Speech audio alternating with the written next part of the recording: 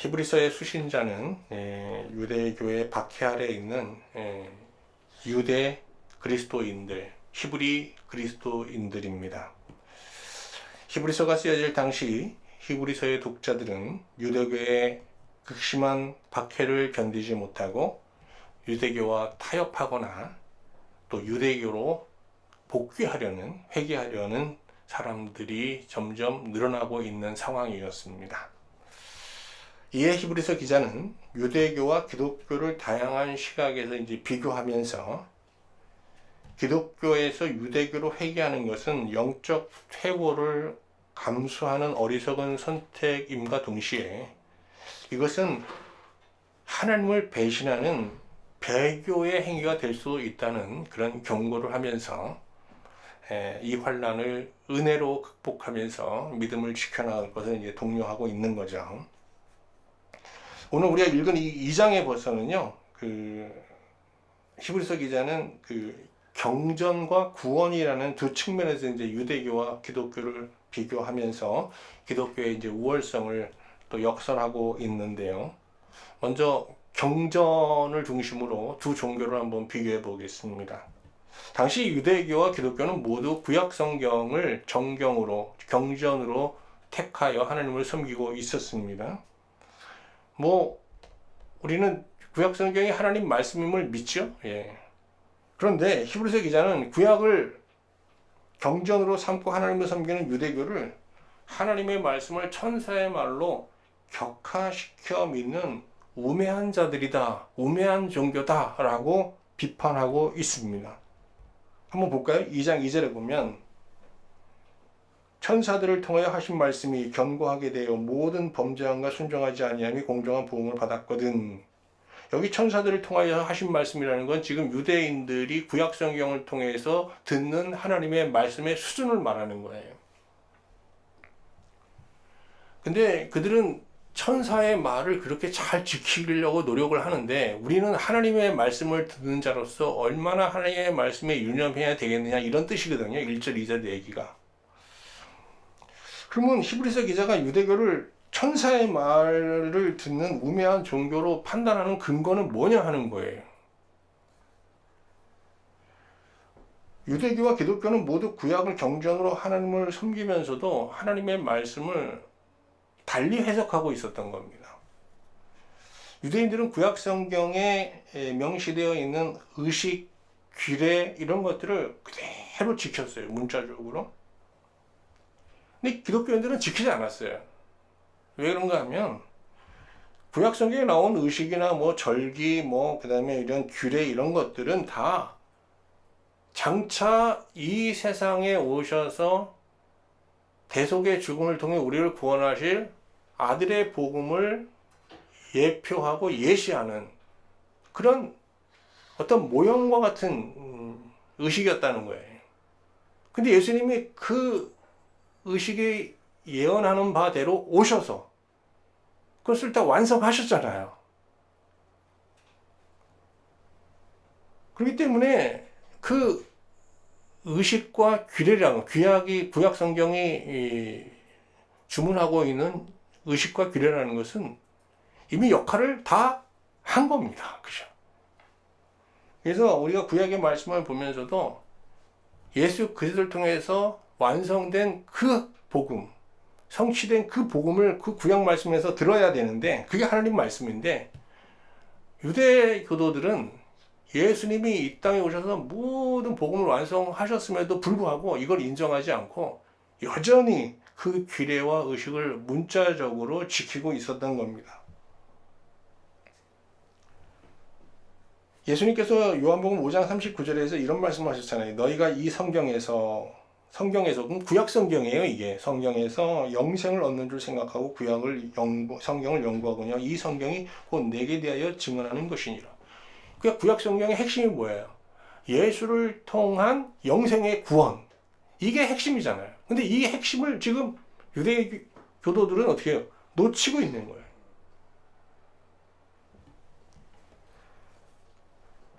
구약시대의 신앙 전통과 규례는 그리스도에 의해 그 의미가 완전하게 계시되면서 이제 신약의 이 복음, 신약 성경을 통해서 통합돼야 되는 거거든요. 그러면 어떤 주제로, 어떤 연결고리로 통합돼야 되느냐? 아들과 아들을 통해서 성취된 영생의 구원. 이 어마어마한 대주제에 의해서 신구약 성경이 하나로 딱 통합돼야 되는 겁니다.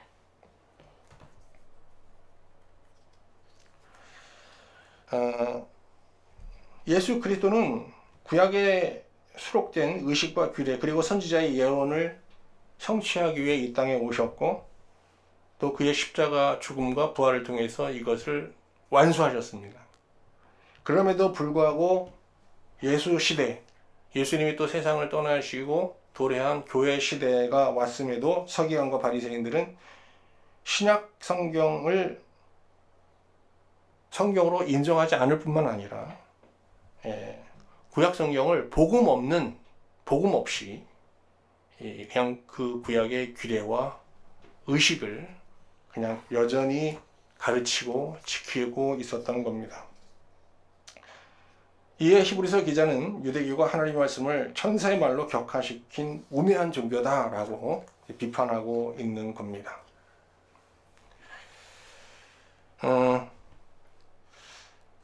그런데 기독교는 구약 성경과 함께 신약 성경이라는 또 다른 경전을 갖고 있었거든요. 그것은 예수 그리스도께서 이 땅에 오셔서 구약에 예언된 대로 하나님의 복음을 실현하는 시작과 끝을 처음부터 끝까지 목격한 사도들의 증언에 의해서 만들어진 정경입니다. 이게 이제 성경으로서의 경전으로서의 권위를 갖는 것은 하나님께서 다양한 이적과 기적으로 이 말씀이 하나님의 말씀임을 입증했기 때문이다 라고 이제 히브리서 기자가 말합니다. 한번 2장 4절 볼까요? 하나님도 표적들과 기사들과 여러 가지 능력과 자기의 뜻을 따라 성령이 나누어 주신 것으로서 그들과 함께 증언하셨느니라. 그래서 이제 똑같은 구약 성경을 경전으로 갖고 있지만 유대교는 히브리서 기자가 볼 때 그냥 천사가 전하는 수준의 말씀을 듣는 그런 수준에 머물러 있었던 거고요. 신약 시대에 들어와서 교회는 그야말로 구약 성경의 핵심 메시지를 제대로 발견하고 하나님께서 아들과 아들을 통해서 이루실 그 복음이 약속하는 영생, 이것을 그 말씀 속에서 발견하고 그것을 이제 찾아나가는 하나의 이제 지도로, 길잡이로 하나님 말씀을 받고 있었던 겁니다.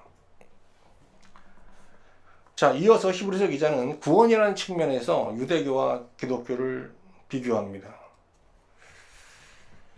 하나님 구약을 통해 이스라엘에게 약속하신 구원은 아들을 통해 우리에게 주시고자 하는 영생의 구원이나 이스라엘은 성경을 오해하여서 그들의 조상들처럼 하나님을 섬기면서 상황의 구원을 구하고 있었어요. 로마 제국으로부터 해방, 다윗과 솔로몬 시대의 영광의 재현, 이런 것들을 소망하면서 하나님 앞에 계속 기도하고 있었던 겁니다. 그런데 여러분, 이게 스케일로 따지면 영생의 구원이라는 게 우리 개인적인 거잖아요. 작아 보이잖아요. 그리고 이스라엘이 막 구하는 건 어때요? 유대교가 구하는 건 거창하잖아요. 이스라엘이 제국이 되는 거예요. 세계 중심이 되는 거예요, 다시. 그런데 그들이 하나님 앞에 구하는 구원을 히브리서 기자는 작은 구원이라고 얘기해요. 우리가 기독교인들이 하나님 앞에 구하는 개인적인 구원이지만 영생의 구원을 큰 구원이라고 말합니다. 한번 확인해 볼까요? 히브리서 2장 3절 말씀입니다. 우리가 이같이 큰 구원을 등간히 여기면 어찌 그 복음을 피하리요? 이 구원은 처음에 주로 말씀하신 바요 들은 자들이 우리에게 확증한 바다. 여러분, 우리 기독교인들이 너무 스케일이 커지면 안 됩니다, 여러분. 먼저 우리 개인 구원이 먼저입니다. 사회 구원은 성경이 사회 구원, 뭐 이 세상의 구원 등한히 여기지 않죠. 그러나 그 사회 구원이라는 것은 어디서부터 시작돼야 됩니까? 우리 개인의 구원에서부터 시작돼야 되는 겁니다. 물론 우리의 구원이 개인의 구원에서 머물러 있어서는 안 되겠죠. 그러면 복음이 약속하는 영생의 구원이라는 게 뭐냐? 기독교는 전통적으로 이 영생이라는 것을 죽어서 천국 가는 타계적 구원으로 해석해 왔어요. 그러나 근래에 와서 최근에 신학자들이 이 영생을 타계적 구원으로 해석하는 신학자는 거의 없습니다. 이제 성경을 깊이 성서신학이 발전하면서 성경을 연구하면서 성경이 말하는 영생이라는 것은 현재라는 시간 속에서 얼마든지 경험할 수 있는 현재적 구원이라는 것을 이제 발견하게 된 거예요. 특히 그 현재적 구원을 가장 강조하는 책이 어떤 책인지 아십니까? 바로 우리가 지금 묵상하고 있는 히브리서입니다.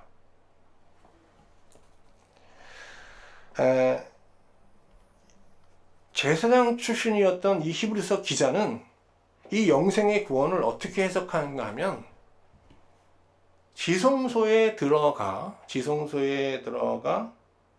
안식의 은혜를 누리는 것, 하나님 안에서 모든 죄를 용납받고 사함받고 용납되어 하나님 존재 자체를 마음에 받는 이런 은혜를, 지성소의 은혜를 영생으로 보았어요.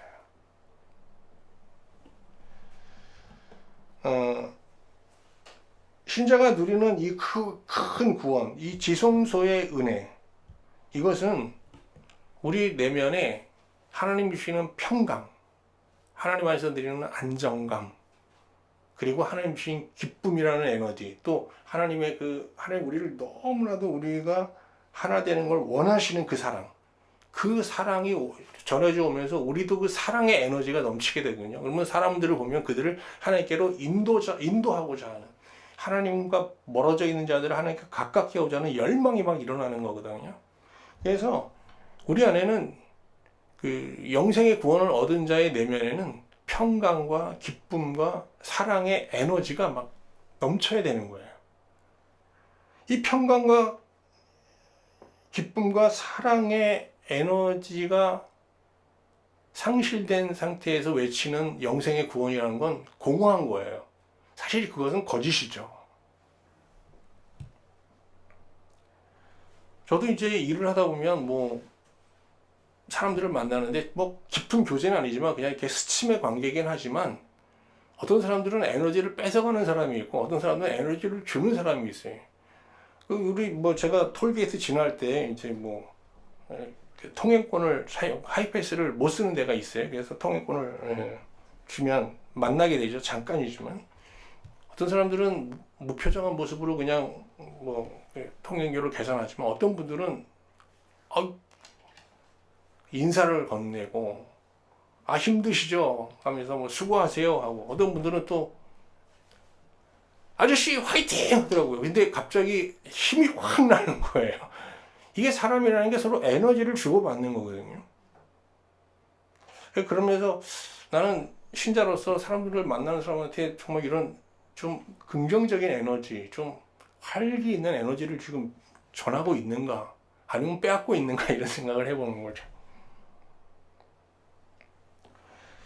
신자라도 우리 심령의 평강과 기쁨이 상실되면 이게 마음이라는 게 중립이 없어요. 그럼 뭐가 찾아오냐?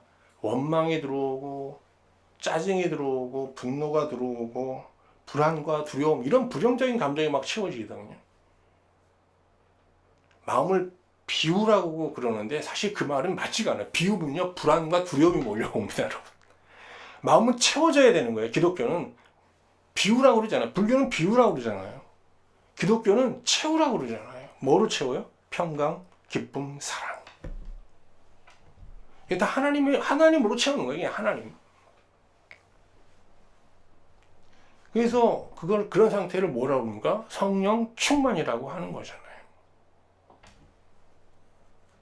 그런데 정말 복음을 제대로 알고 하나님의 말씀을 유념하여 들으면서 정말 영생의 구원이 무엇인지 알고 그 영생의 구원을 맛보고 누리는 신자라도요, 그 심령에 온전히 하나님의 평강과 기쁨과 사랑만이 가득한 심령이 되는 것은 사실상 불가능합니다. 신자가 이 세상에 살면서 누릴 수 있는 지성소의 은혜는 완전하지 않고 제한적이라는 겁니다. 왜 그렇습니까? 그 이유를 히브리서 기자가 이렇게 설명합니다. 히브리서 2장 8절 말씀 볼게요. 굉장히 중요한 말씀이에요. 만물로 그에게 복종하게 하셨은즉 복종하지 않는 것이 하나도 없어야 하겠으나 지금 우리가 만물이 아직 그에게 복종하고 있는 것을 보지 못하고 그랬어요. 예수 그리스도는 십자가 죽음을 통해서 복음을 성취하고 승귀하셨어요. 그랬더니 하나님께서 이 그를 만유의 주로 세우셨잖아요, 분명히.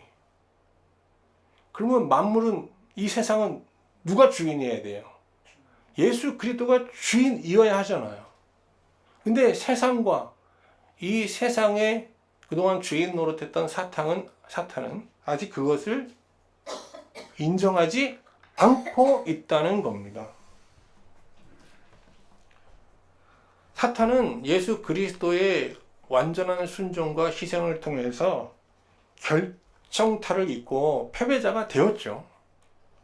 그러나 아직 그리스도께 뱉기를 듣고 완전히 투항한 것은 아니라는 겁니다. 사탄은 여전히 예수께서 십자가에 죽으시고 부활하심으로 하나님의 복음을 완성하고 만유의 주가 되셨지만 이것을 인정하지 않고 우는 사자와 같이 지금도 삼킬 자를 찾으며 그리스도를 대적하고 있는 겁니다. 사탄과 이 세상은 그리스도가 재림하실 때, 다시 오실 때 그 발 아래에 엎드리면서 이제 완전히 굴복하게 되겠죠. 이처럼 신자 입장에서 볼 때 하나님 나라는 예수 그리스도를 통해 이미 왔지만 아직 오지 않은 거예요. 그래서 이 세상에 사는 동안은 하나님 나라를 어떻게 해요? 부분적으로밖에는 누릴 수 없는 겁니다. 좀 불완전하게 누릴 수밖에 없는 겁니다. 반면 아직 그리스도를 주로 인정하지 않은 세상에서 우리는 그리스도를 주로 인정하다 보니까 이 가치관의 충돌로 인하여서 조롱을 받거나 박해를 받게 되는 겁니다. 그래서 이 이미와 아직이라는 긴장 속에서 신자는 하나님 나라를 부분적으로 누리면서 또한 세상으로부터 박해를 감수해야 되는, 이런 사실 쉽지 않은 삶을 살아야 되는 그런 상황에 놓이게 된 겁니다. 우리가 볼 때 이 세상과 만물은 그리스도께 굴복해야 돼요. 그리스도를 주로 고백하면서 굴복해야 됩니다. 그러나 우리가 한번 이 세상을 보십시오.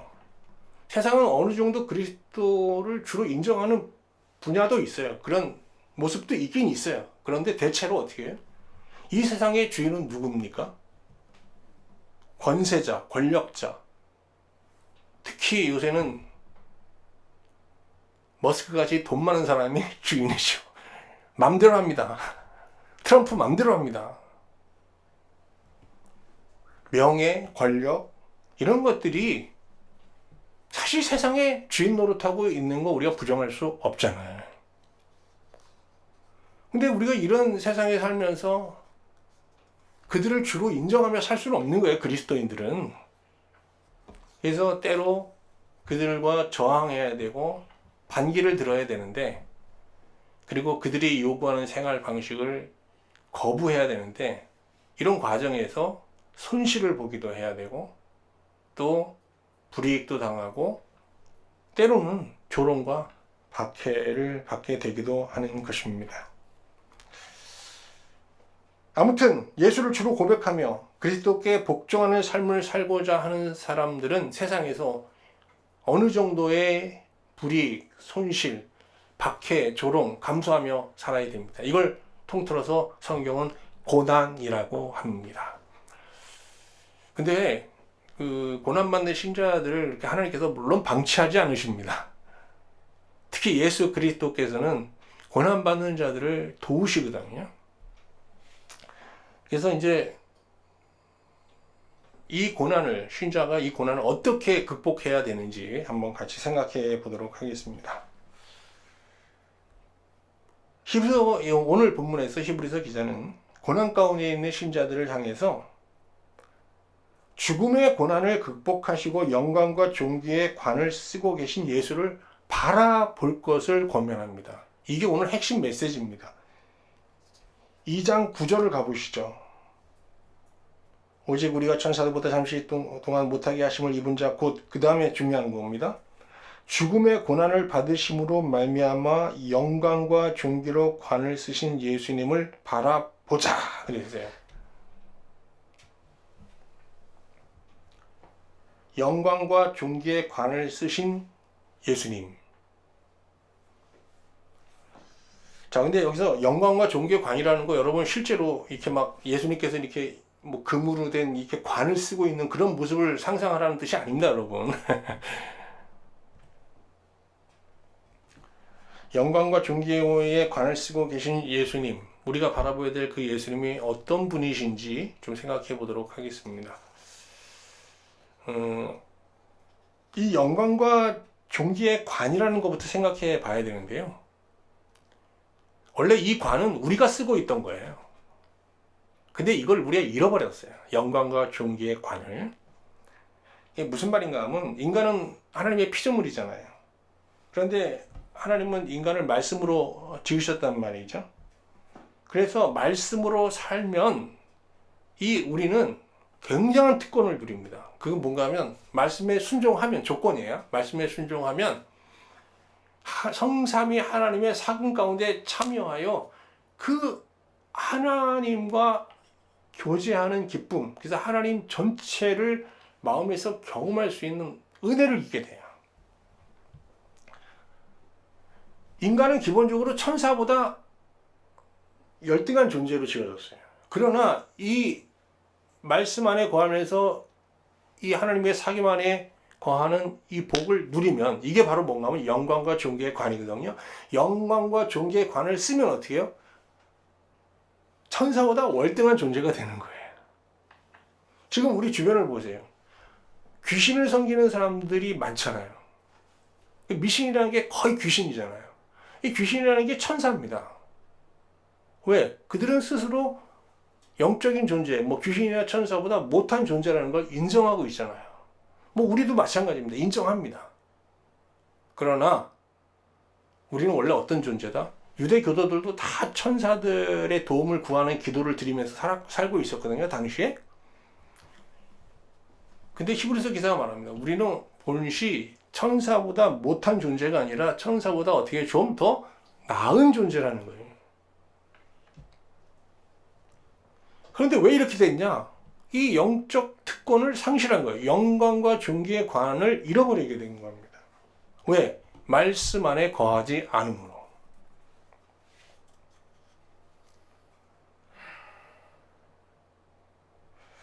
그런 인간을 영적 지위를 다시 회복시키고자 예수님이 오신 거잖아요. 그래서 인간으로 오셨어요. 그러면 예수님은 자, 여기서 하나 질문입니다. 영광과 존귀의 관을 쓰고 오셨을까요? 벗고 오셨을까요? 영광과 존귀의 관을 상실한 자들을 구하기 위해서 예수님은 사람의 모양을 가지고 이 땅에 오셨는데 예수님이 가지고 오신 그 사람의 모양이라는 것은 영광과 존귀의 관을 쓰고 있는 사람일까요? 사람의 형상일까? 아니면 쓰지 않고 있는 천사보다 못한 존재로서의 인간일까요? 전자일까요? 후자일까요? 우리 전자라고 생각하잖아요. 영광과 존귀의 관을 쓰고 내려오실 거라고 생각하잖아요. 히브리서 기자는 그렇지 않대요. 우리랑 똑같이 영광과 존귀의 관을 쓰지 않고 오셨다는 거예요. 우리랑 똑같다는 거예요. 이게 히브리서 기자의 해석이에요. 그러한 좀 천사보다도 못한 영적 지위를 갖고 이 땅에 오셨다는 거예요. 예수님께서. 그리고 십자가에서 죽으셨는데 이 십자가의 죽음은 하나님과 인간에 대한 하나님과 인간을 동시에 바라보고 예수님께서 결행한 행위거든요. 근데 그 의미가 좀 다른 거예요. 예수님께서는 하느님 앞에서 이제 십자가 죽음을 받아들이게 되잖아요. 그것은 순종의 의미를 갖는 거예요. 하나님께 복종케 위해서 십자가 죽음을 받아들인 겁니다. 그런데 예수님이 십자가의 죽음을 받아들인 것은 꼭 복종의 의미만 있는 건 아니에요. 인간을 바라봤을 때, 또 인간을 바라보면서 자기의 십자가 죽음을 받아들이기로 결심하게 되거든요. 그러니까 인간을 봤을 때 그 의미는 무엇이었냐? 저들을 대신하여 죽겠다는 겁니다. 그래서 이게 인간에 대한 십자가 죽음의 의미는 사랑인 거예요. 하나님에 대한 십자가 죽음의 의미는 뭐예요? 복종이에요.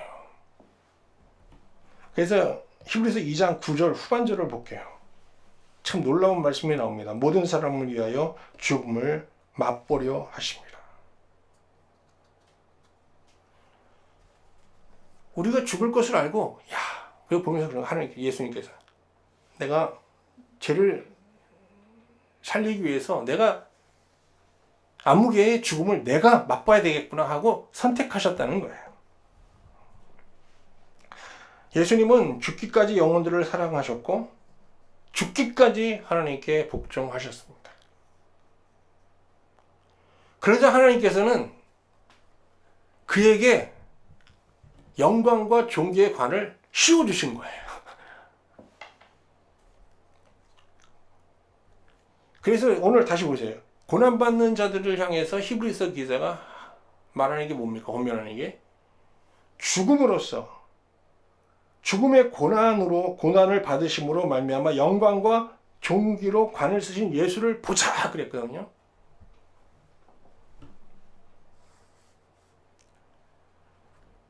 여기서 영광과 존귀의 관을 쓰신 예수를 바라보자라는 것은 예수님께서 영광과 존귀가 없는 우리 인간의 모습으로 이 땅에 오셔서 우리에게 그 영적 지위를 회복시켜주기 위해서 받으신 순환, 고난, 순종, 복종 이런 여정을 묵상하자는 거예요. 예수 그리스도를 깊이 묵상하자 이런 뜻이에요. 그럴 때 예수님께서 이 고난을 이길 수 있는 은혜를 주신다는 거예요. 도움을 주신다는 거예요. 히브리서 2장 18절 그가 시험을 받아 고난을 당하셨은즉 시험 받는 자들을 능히 도울 수 있다는 거예요. 왜? 예수님께서 지금 우리가 받는 고난 다 받아보셨잖아요. 그 이상의 고난이잖아요, 사실. 그래서 우리를 도울 수 있다는 거예요. 그럼 그 도움은 뭐냐? 4장 16절. 그러므로 우리는 긍휼하심을 받고 때를 따라 돕는 은혜를 얻기 위하여 은혜의 보좌 앞에 담대히 나아갈 것이니라. 여기서 은혜의 보좌에서 누리는 은혜는 아까 말한 평강, 기쁨, 안식, 사랑 이런 것들이거든요. 이게 어마어마한 내적 에너지, 심적 위안 이런 것들입니다. 여기서 보좌란 말 나오죠. 은혜의 보좌. 원어에는 그 쉐키나로 되어 있는데 하나님이 거하시는 곳, 즉 지성소를 말하는 겁니다. 이 저자나 이 히브리서의 수신자들이 다 제사장 출신일 가능성이 많다고 말씀드렸잖아요. 왜냐하면 이 제사장들이 사용하는 제사 용어들이 너무 많이 나오기 때문에 그래요. 추론입니다만 여기서 중요한 것은 이 영생의 은혜를 히브리서 기자는 지성소의 안에 들어가서 얼마든지 누릴 수 있는 현재적 구원으로 해석하고 있다는 겁니다. 신자가 그리스도를 바라보며 하나님과 교제하는 그 시간이 바로 지성소의 시간이고 이 지성소의 시간이라는 것은 완전한 성전이 되어서 우리에게 지금 이 세상에서 받는 고난을 넉넉히 이길 수 있는 영생이라는 풍성한 은혜를 경험케 한다. 이게 이제 히브리서 기자의 핵심 신학입니다. 그런데 신자가 여기 지성소에서 받는 이 은혜는 고난의 상황에서도 흔들리지 않고 마음을 지킬 수 있는 영혼의 닭과 같은 그런 소망, 강렬한 소망을 주는 역할을 하게 되거든요. 히브리서 6장 19절 보세요. 우리가 이 소망을 가지고 있는 것은 영혼의 닭 같아서 튼튼하고 견고하여 휘장에 들어가나니 그랬어요. 휘장으로 지나간다고 분명히 얘기잖아요. 휘장. 이 휘장을 먼저 지나간 분은 누구냐? 예수 그리스도예요. 근데 예수님께서 휘장을 지나시면서 이 휘장을 어떻게 했냐? 성소와 지성소 사이를 막고 있는 휘장, 하나님과 우리 사이를 막고 있는 휘장, 벽, 이거를 그냥 찢어버리신 거예요. 원래는 살짝 열고 들어가죠, 제사장들이. 근데 그냥 예수님은 완전한 대제사장이신 예수님이 이걸 찢어버리신 겁니다. 해체시켜버린 거예요. 그래서 누구든지 자기를 믿는 자들은 예수 그리스도의 보혈을 힘입어 이 지성소에 수시로 들어갈 수 있는 길을 활짝 열어놓은 겁니다. 10장 19절 20절 말씀 보겠습니다. 이게 이제 히브리서의 요절이에요. 그러므로 형제들아 우리가 예수의 피를 힘입어 지성소로 들어갈 담력을 얻었나니 그 길은 우리를 위하여 휘장 가운데로 열어놓으신 새로운 살 길이요 휘장은 곧 그의 육체니라.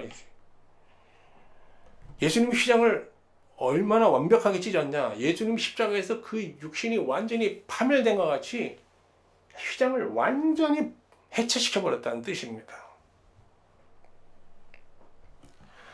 보혈을 힘입어 지성소로 들어간 신자는 거기서 비참하고 수치스러운 자신의 존재가 하나님께 용납되는 죄사함의 은혜를 경험하게 되고 나아가 하나님의 품에 안겨서 하나님의 마음으로 완전히 자신의 그런 공허한 심령을 채우고 위로받는 어마어마한 은혜를 경험하게 됩니다. 하나님 자신을 그냥 받는 그런 복을 누리게 되는데 이게 영생의 구원인 것입니다. 좀 더 다른 말로 표현하면 영광과 존귀의 관을 다시 쓰게 되는 것입니다.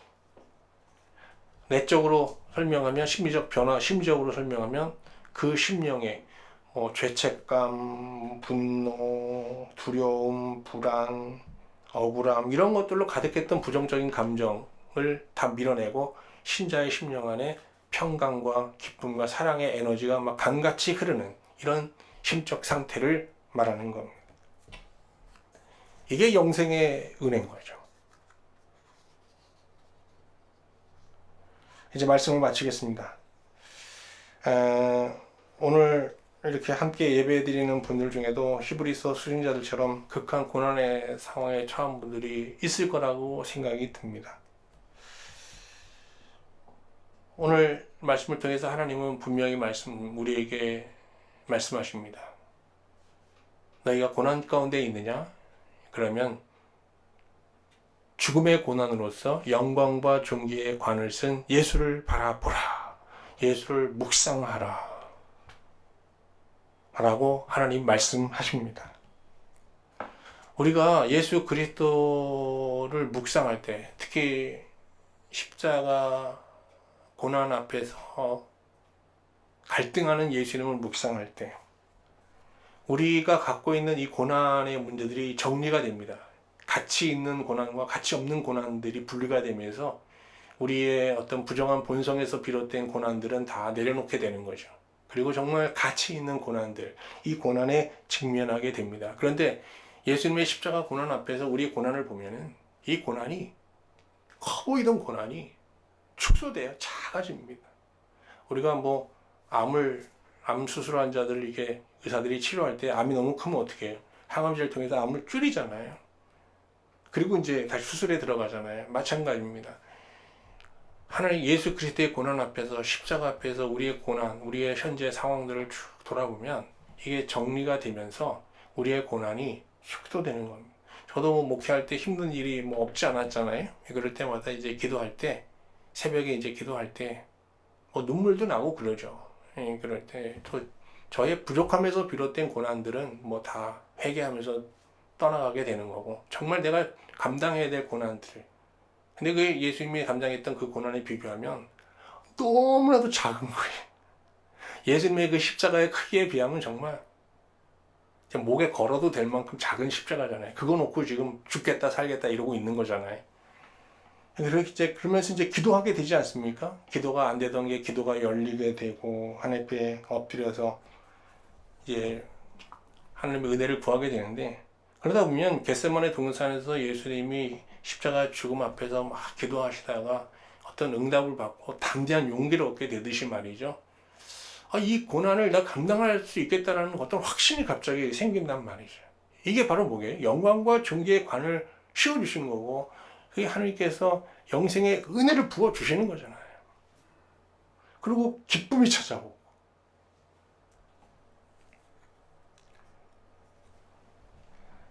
그래서 신자의 영적 상태라는 거, 신자의 영적 성숙도라는 것은 지성소의 은혜로 재단되어야 되는 거거든요. 그가 얼마나 지성소를 찾느냐, 그 지성소에 들어가서 얼마나 영광과 존귀의 은혜를 누리느냐, 이거로 사실 우리의 신앙은 재단돼야 되는 거잖아요. 근데 이 시대는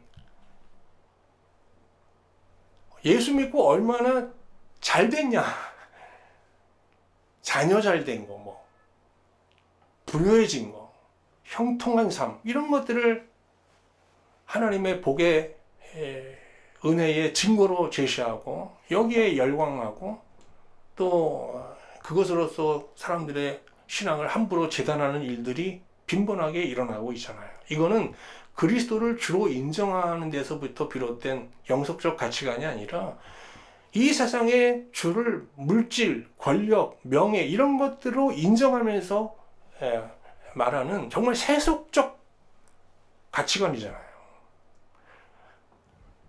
이 표면적으로는 하나님을 섬기는데 교회 안에 이런 세속적 가치관이 그냥 물밀듯이 들어와 있는 겁니다.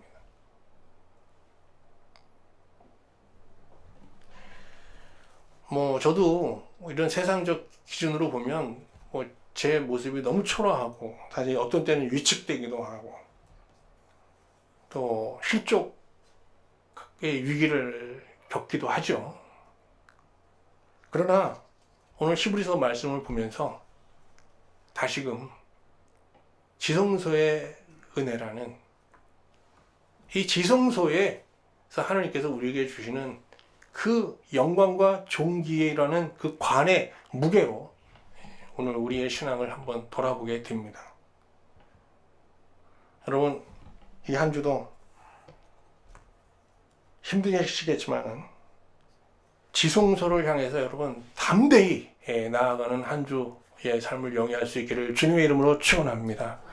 그리고 그 지성소에서 우리가 이 세상에서 많은 불을 얻는 데는 실패했을지 모르지만 이 지성소 안에 들어가서 영적인 불을 좀 영적인 욕심을 내서 구하는 이 한 주의 삶을 살아갈 수 있기를 주님의 이름으로 축원합니다. 우리 주신 말씀